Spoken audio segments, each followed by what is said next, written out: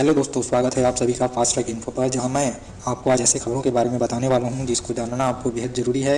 और इन खबरों में क्या है खास, ये जानने के लिए आपको आखिरी की खबरों तक बने रहना होगा। खबरें बताने से पहले आप सभी से एक निवेदन है, आप इस चैनल को सब्सक्राइब जरूर करें।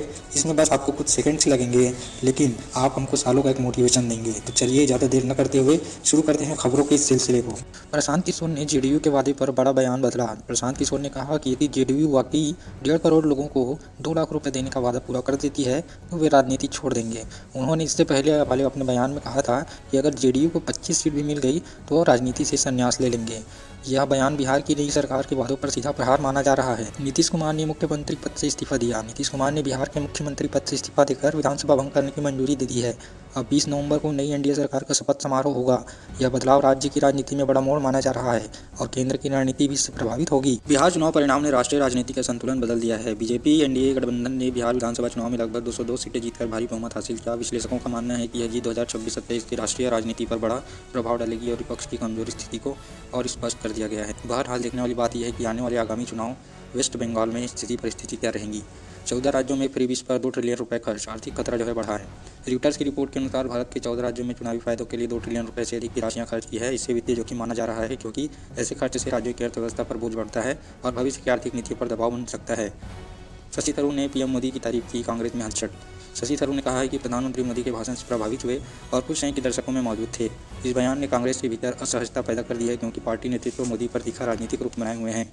पीएम नरेंद्र मोदी ने कहा है कि भारत में काले की गुलामी मानसिकता से आज़ाद हो रहा है और अगले 10 वर्षों से इसे पूरी तरह बदलने की दिशा में मिशन सेट किया है। उन्होंने 1835 की शिक्षा नीति को पीछे छोड़ने का आह्वान किया है।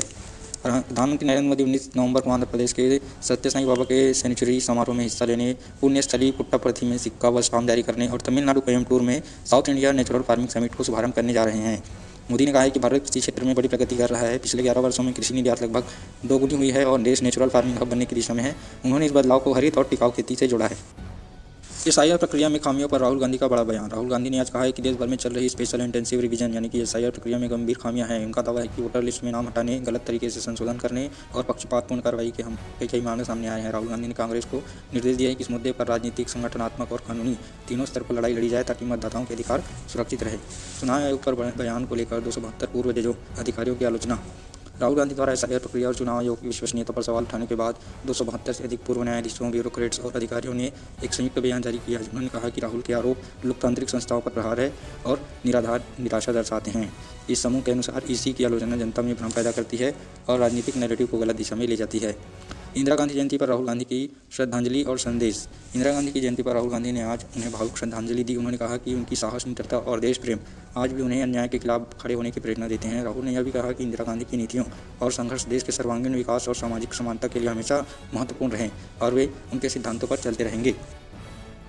चलिए दोस्तों, नजर डाल देते हैं छत्तीसगढ़ की कुछ प्रमुख खबरों पर। छत्तीसगढ़ सरकार ने 1 दिसंबर से घरेलू बिजली उपभोक्ता के लिए जब तक 200 यूनिट तक आधा बिल योजना की घोषणा की। मुख्यमंत्री विष्णुदेव साय ने कहा है कि 45 लाख में से 42 लाख उपभोक्ताओं को इससे लाभ मिलेगा।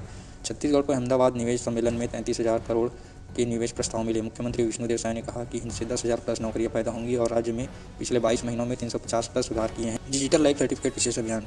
छत्तीसगढ़ सरकार ने नवंबर महीने में पेंशनरों के लिए डिजिटल लाइफ सर्टिफिकेट यानी डीएलसी जमा करने का विशेष अभियान शुरू किया है।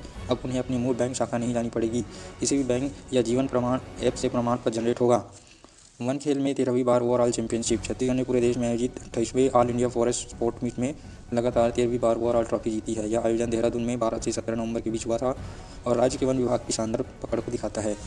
रायपुर दुर्ग भिलाई में पानी विस्फोट का मामला। रायपुर दुर्ग भिलाई क्षेत्र में 3 दिन से टंकी के पानी में शव मिलने के बावजूद सप्लाई जारी रही। छात्रों और जनता में रोष फैल गया और एनएसयूआई ने भूख हड़ताल की घोषणा की है। यह स्वास्थ्य और प्रशासन पर सवाल खड़े कर रहे हैं। तो दोस्तों, ये थी आज की टॉप बड़ी खबरें। इन खबरों में आपको कौन सी खबर असरदार लगी हमें कमेंट में जरूर बताएं और जानकारी अच्छी लगी हो तो लाइक करें और ऐसे ही जानकारी के लिए चैनल को सब्सक्राइब जरूर करें।